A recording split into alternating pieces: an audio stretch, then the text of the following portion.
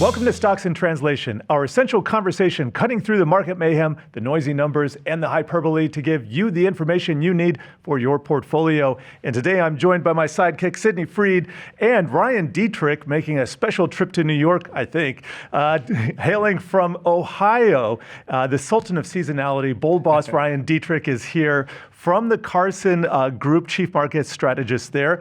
And welcome, guys. Today we're going to be talking about, guess what, the global risk roller coaster that we all seem to be riding on.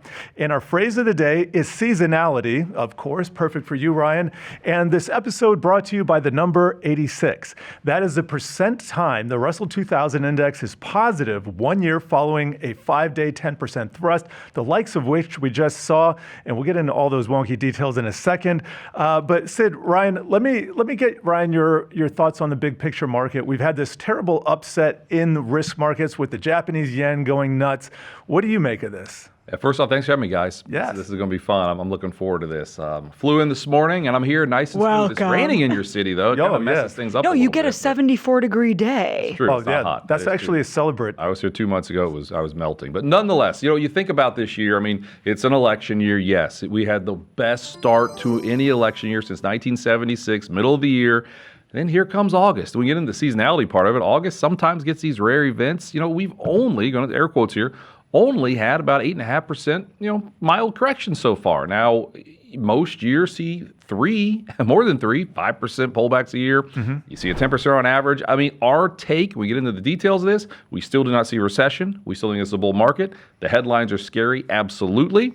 But you know what? Most years have scary headlines and some scary pullbacks, and we're still optimistic that once we get through this rough patch, which could be sooner than later, we'll still have some pretty good gains left, Jared.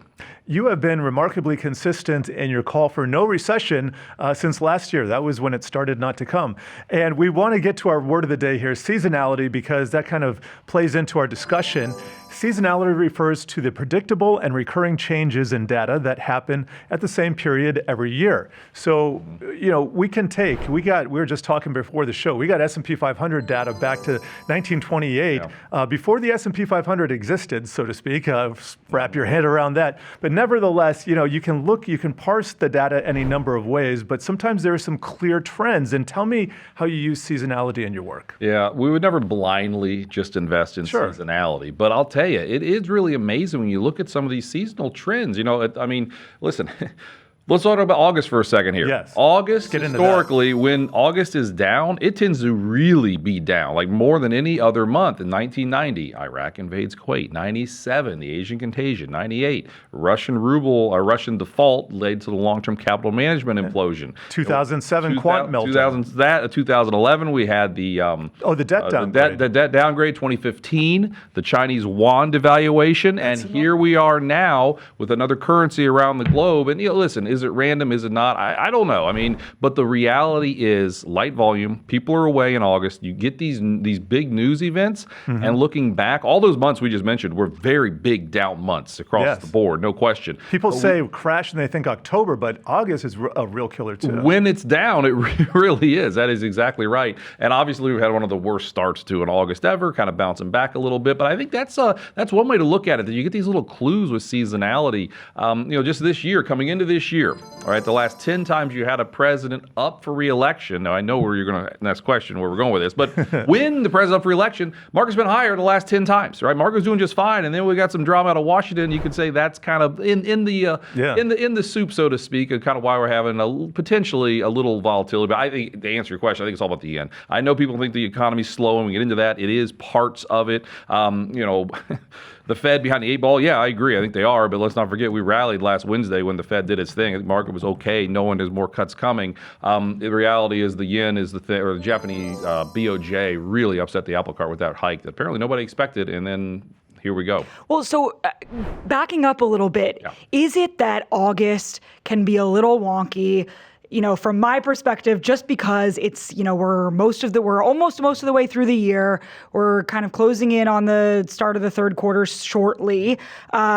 Is there an event that precipitates something like this, or is it just that it's the end of summer and people start doing weird things? Yeah, I think, well, a little combination of all those, really. I mean, I think a lot of it does. Volume's usually light. I mean, you look. Yeah. I mean, what were we just dealing with before all this started? I know it was in July, but I mean, or June. Let's talk about June just for a second here. The worst day in June. Remember what it was? Down 0.41%, 41 basis points on the S&P. The worst day all of June. Okay, and a good chunk of July was like watching paint dry as well. So you kind of can have that, and then boom. What we've seen throughout history, when periods get slow, there's volatility, then you get a lot of volatility, things get slow. So I think with that low volume, people, I mean, just on our team, I mean, a lot of people are on vacation the last week or two. It's like, oh my, I think a lot of people, I heard Jerome Powell's on vacation this week. Like maybe he's working from home, working remotely. Jackson Hole coming a little early. Jackson Hole's coming a little early. You better believe it. So anyway, I just think it's kind of all those things together, really. Okay. But it's just good to know, I think. It's a good context to know. Yeah, and then following on that, what do you typically see in an election year? Sure. Yeah. Well, again, it's two-sided, if you will. Election years on average up about 7%. But when you historically have had a president up for re-election, and again, I'm aware of what's happening right now, you tend to get a strong second half of the year. It's those lame duck years, 1960, 2000, 2008. Now, there's some big things happened in 2000 and 2008 that kind of skew those numbers. But that's just something to be aware of, and that's something we've been talking about a lot. And then you also look at elections. What do markets hate? Uncertainty, as most listeners probably know. And you tend to get, what you really tend to get in most election years is this: a sell-off ahead of the election. Okay, just the last two elections. What did we see? 2016, 2020. Good weakness ahead of it. Then the uncertainties, over once that election's over. Then you get that upward bias. And I mean, we said a month ago, if we would have done this, I'd say, we'd be foolish to think we're only going to have 5% correction all year. That's what we had earlier this year. Ahead of an election, you're probably going to have more volatility. And I know this volatility again is because of what's going on probably with the BOJ. Nonetheless, that's what you tend to see. So we could have. I think we can talk about the VIX volatility. There's a lot of cool stuff going on there. But I think we're trying to carve out a low. But I mean, the low is in play, and just know September in an election year is not all that great. So I wouldn't be shocked at all if we had more scary headlines with that election around the corner. Let's talk about the data for a second. Data is actually not that bad. And, we had a slightly disappointing payrolls report last week. You can knock off you can blame part of that on the weather, but also I'm looking at defaults, credit card defaults. Those are running the right way. Those are going down. And so I'm just wondering, you haven't seen recession. Talk to me about the data, maybe the potential for an upswing here. Maybe that's the issue. Well, that's our case, right? We don't think there's a recession. You mentioned defaults are going down. Look at how many people are getting laid off, right? Layoffs are not spiking at all. I mean, usually you see layoffs spiking if there's a recession around the corner. Jobless claims pretty muted. Jobless claims, well, we had a little bit of a spike, but again, a lot of that potentially was what we just saw in Texas, right? I mean, Texas had a huge spike in initial jobless claims because of the storm. So we're watching that, but again, a lot of the consumer data, there's some cracks, yes, but again, it's not over the top. I mean, you think about market peaks, it's usually at excesses, right? I mean, yes, credit card debt, quote unquote, an all-time high, over $1 trillion, but so is net wealth. Net wealth is up exponentially even more. So we call this denominator blindness. Yeah, numerator's up, but denominator, net wealth, if you own a house, you own a house and some stocks last 10 years, you're probably worth a lot more. And then the other big thing we hear all the time is, well, inflation's up a lot and it's really hurting. And there's no question inflation's up a lot. Since before COVID, the core PCE is up about 19%. That's the Fed's 20% is not nothing. Well, it's not nothing, but then you look at wages, you look at compensation up 25 and 26% on the whole. And you know whose wages are up even more? The lower 50%. So I'm not saying things are perfect out there, but there are some real positive, Jared, when we look at it, that we say this is overblown. One more comment. We all freaked out. We all, not me, but a lot of people freaked out last week. I don't know. Right? Everyone freaked out when we had that manufacturing data last week from 300 purchasing managers that said they're not hiring, and everyone got all worked up about it. And then the jobs data came in a little wonky also, but again, I think we're that you can say there's probably some weird things going on with the weather in Texas last week, or last month. But then in reality, services number just came in yesterday. Yes, and services is really strong. Employment, new orders, business activity, that makes up a huge part of the economy versus the 10 or 11% from manufacturing. Not ignoring manufacturing, but it's like let's take the full picture here. Talk to us a little bit about the moves we're seeing in the VIX this week. Yeah, bite down on that. Yeah, because that massive swing up. Let me get a drink. Boy, yeah. Massive swing up. I'm seeing right now down 6.5%, although I'm told that is the wrong way to say it. So can you also explain a bit about that? Well, sure. So, I mean, it's like a joke, I guess, we use on social media. Some people on X take it very seriously. They do. I took it seriously when I saw your tweet. Well, so you can look at the VIX should be looked at in terms of points. So I did it move 5 points, 10 points, because when it's low like it was recently, you can have a very big percentage move, and it's not really telling the same story. Like, the VIX is up 100%. I mean, that's a big move. Mm-hmm. But again, from 10 to 20 is not the same as from 20 to 60 when you talk about volatility. Now, to get to the VIX, this is the last 3 days, previous 3 days. First time in history, going back to at least 1990, we had a VIX close beneath 30, go above 60 intraday the next day, and close beneath 30 that third day. That's never happened before. If you watch it, you just have to laugh when you see that, because it's just ridiculous. It really is. So is it even useful anymore? Well, that's a good question there. We haven't even had a 10% correction, and we got a VIX over 60, one of the highest levels you've ever seen. Now, here's again on the points basis. Yesterday, the VIX closed down 10%. That's on a closing basis, closed down 10%. That's a huge drop, an implosion of volatility. What's that tell us? Well, historically, that's really rare. All right, I'm talking like, after the flash crash, after U.S. debt downgrade in March of 2020. The last 3 times we've seen a 10-point drop in one day. 1 year later, higher every time after that, and lows were pretty much formed and up over 27% on average. Not saying it's going to happen again, but when volatility implodes, it's kind of the market's way of saying we're trying to carve out that low. And it is fascinating. At the time we're doing this, VIX is 23. If you just took off last week, you would have never had any imagine. If y'all look at the VIX where it was, 23, nothing happened. Well, not so much. Mr. Seasonality, plying your trade on the VIX. I love it. VIX Seasonality. All right, we need to take a short break here. Coming up, we're going to take a look at small caps, looking for some sunshine, and we're also going to talk more about the VIX, which could shed a few pounds. We stir things up with a volatile Who Wore It Better, up next. We are back, and our sponsor is calling. It is the number 86. We recently had the Russell 2000, that's a small cap index, surge 5 straight days, up over 10%, and this was before the nasty sell-off we had this week. So a little context there. Ryan, you recently calculated what the Russell 2000 looks like a month later, 3 months, 6 months, 12 months, when it has that big 10% move in 5 days. It's up 86% of the time. That's our number right there. With a median gain of 19%, the average is 27%, pretty high. Not quite as bullish on the shorter time frames, only 57% positive a month out, but I think that would be welcome news for people who are staring at the short-term technicals in the Russell, which is not looking great right now. We had that break to the upside, and we're back in this 3-year range. It just doesn't look good. No, it's kind of like Lucy and Charlie Brown on the football, right? Yeah, that's what it feels like. The football back, and we've had an overweight to small and mid caps for the majority of this year. Now, mid caps have done a lot better than small, but nonetheless, focusing on small, our big thesis has been inflation is last year's problem. There's going to be some Fed cuts coming, and again, we didn't see a recession. And we saw that huge spike after CPI a few weeks ago. Sure. Came in better than expected, and that's what sparked that big 5-day, we call it a buying thrust. And again, historically, those buying thrusts are kind of, they show a change in trend or maybe an acceleration of the trend if the trend is already bullish. And the bottom line, again, is it tends to be bullish. I mean, small caps really are historically cheap relative to large. There's, if you look at earnings growth, this earnings season, so, it's okay. And some of the large tech and AI have been a little disappointing, but small cap earnings have been solid. You look out next year, small cap earnings are expected to grow more than large caps. And we think that's very possible, again, with an economy that probably avoids a recession. So there are some drivers there, and I get it. It's kind of a dirty word to say small caps because it frustrated people. Let's not forget the Russell 2 gained 27 or 20, either 24 or 27%. I forget the exact number, but close enough for government work. The last 2 months last year, that was the third best 2-month rally ever. I looked at the 10 largest 2-month rallies ever. A year later, you're talking up close to 30% on average, higher like 8 out of 10. My take, small caps had a huge end of year rally, went sideways for 6 months. Now potentially they're starting to get going again. And I'm aware of the the rug pull that we just saw, but I mean, I'm starting to believe here. I appreciate this. Yeah. Does it matter if small caps are the leader or not?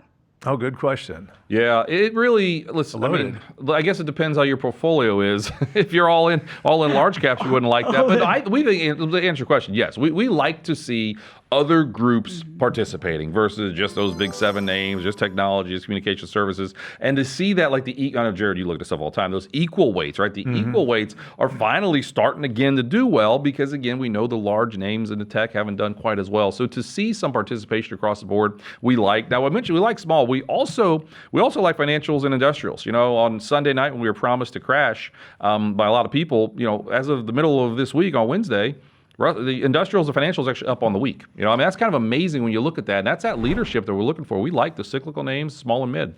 All right, so let's talk about that. You mentioned financials, industrials, healthcare also reaching new highs, all-time highs this year, at least in the large cap space.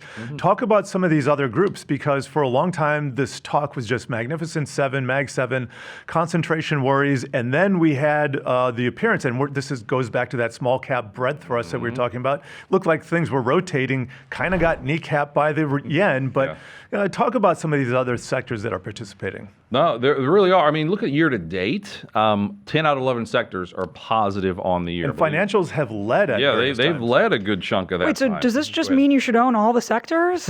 Well, I think let's put it this way. So I get to work with financial advisors all around the country and talk to their clients. What clients love to do is chase a shiny object. Tech's the best thing. Let me have some tech. That's the word, like utilities. They're terrible. The utilities are like one of the best groups this year. That's the worst thing. Don't put me in there. So I think we say, avoid the shiny object. Continue to keep a diversified portfolio. Continue to rebalance. Just because something underloved now or loved now doesn't mean it's going to be there in 12 months. So that's kind of how we look at that. But it's a great point because, again, unfortunately, I've worked with clients for 25 years, and that's what they like to do throughout history. And sometimes they can't help themselves, and they make the worst decision at the worst possible time. That's why having a financial advisor sometimes goes a long way. Sometimes the shiny object can make you a lot of money, though. So, sometimes that's the right bet, especially in the early innings. I think the problem comes when people just kind of glom on late in the stage. But what are your feelings on the AI trade and the hype cycle? We're in a lull right now. Do you think it reaccelerates? Yeah, we were on neutral at best technology here. And you look at earnings, though, Mag 7's up 30% this recent quarter. So there's still a lot of earnings growth coming in there. But again, I think it simply got ahead of itself. Just a little too much excitement, a little bit, the world is going to change. And there are major changes coming. I'm not minimizing them. But you see what Google and some of the companies have said. Maybe they haven't. It's still impressive what's going on, but they didn't quite hit that incredibly high bar. It's just a lot easier to clear the bars a little lower, and the bar got awfully high for those groups. But the bottom line, again, last I checked, tech is still the largest component of the S&P 500. So you can't have that just blindly falling apart. Expect the market to hold up. But they just kind of go market neutral here. And again, that baton gets past some of those cyclical areas and other areas that can lead. That is perfectly normal, and we think it's going to happen and quite healthy. Ryan, since I've been a participant in markets, I feel like tech has been the leader. Yeah. And Mag 7, everyone's pouring all this money in. If you're a younger investor, I don't know what kind of advice, it kind of seems like you should just pour a lot of money into tech. If you're retiring 30 years out, wait to see what happens. It doesn't seem as comfortable to go into one of those other sectors like healthcare or utilities and say all my money or most of my money is going to go there. So what do you say to that? No, great point. Let's not forget in 22, we had a vicious bear market. A lot of those Mag 7 and tech names are cut in half, down almost 70% in some cases. 2/3 in the case of Meta. I think Facebook was down, I believe, over 70%, pretty close there. But I think the bottom line for younger people, the advice that I have when I get to travel and talk to people is stick with your plan, right? If you truly want to invest in technology, there's going to be periods. There are going to be years where they don't do so well. And the worst thing you can do is call uncle and get out and then again go chase something else. And again, that's why still being diversified makes sense. But absolutely, if someone's younger and they're going to invest for the next 25 years, they could have geeky words like tilts and things like that. They can tilt their technology a good deal, but just stick with it because, again, there's going to be times, like in late 22, you're not going to feel so good having those Mag 7 names. That makes sense. All right, it is time for Who Wore It Better, and let me get the script. Yeah, I believe this is the debut of the VIX on our Who Wore It Better segment. So indeed, the VIX has been on the move as we've been discussing, recently spiking to 65, the third highest level ever. Sometimes these panics, as seen through the VIX, they're short-lived. Sometimes they persist. So today we want you, Ryan Detrick, to tell us which market environment is wearing the volatility spike better. So going back in time to the beginning of the VIX in 1990, is it 98 when Russia was defaulting, sending U.S. bond markets in a tizzy, and the VIX to 46, 2008 when Lehman Brothers was blowing up, sending the VIX north of 80. Maybe the flash crash just 2 years later in 2010, the VIX hit 40. this S&P 500 or S&P downgrading Uncle Sam's debt in 2011. That was a year later. VIX 48. The mother of them all was recent, March 16th, 2020, when the VIX spiked to an eye-watering 82.69, and we didn't even include Volmageddon because it didn't quite get up to 40. Right. But which of these VIX spiking events do you think the market environment is wearing better? And it has some predictive information about where we are now. Yeah, I think the late 90s. I think 98. Okay. There's some similarities there because that started with the Asian contagion in 97. Now, the VIX spiked to 97, and we've got some the Asian things going on. Let's not forget, August of 2015 was, again, the China devalued the yuan. That was the first 1,000-point drop ever in a Dow. Now, believe me, 1,000 points then is not the same as 1,000 points now, but that was a pretty darn scary time too. But I think the late 90s makes sense. And why is that? That's the volatility part of it. But you have to focus on other things. We are seeing, Jared, one of our good big themes, I'm glad I got a chance to remember to even mention this, productivity. We've been saying for well over a year now, we thought productivity was going to go a lot higher. Josh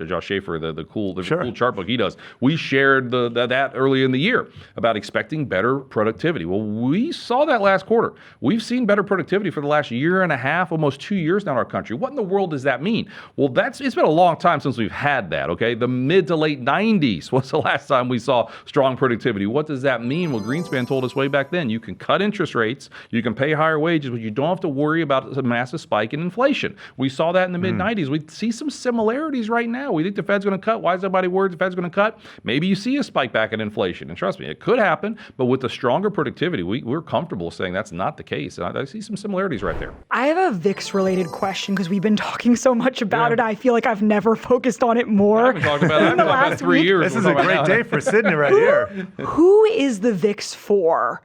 Like, who should be trading options? Like, I don't really understand who should be dealing with the VIX. Well, the simplest way to put it, the VIX is a guess on volatility the next 30 days out. So it's for shorter traders. I mean, it is for shorter term traders. Honest to goodness, a lot of smart people I know 2 days ago when we had that big VIX spike were selling volatility. They were selling iron condors and selling puts and selling things like that without getting too geeky on this. When the VIX is low, you could say, okay, well, there could be a spike higher, but we just went 18 months without a 2% drop in one day. A lot of people expected more volatility. Now it's here, no question. But I think it's just important for your average investor when they hear the VIX, they hear someone on TV like myself or somebody talking about it.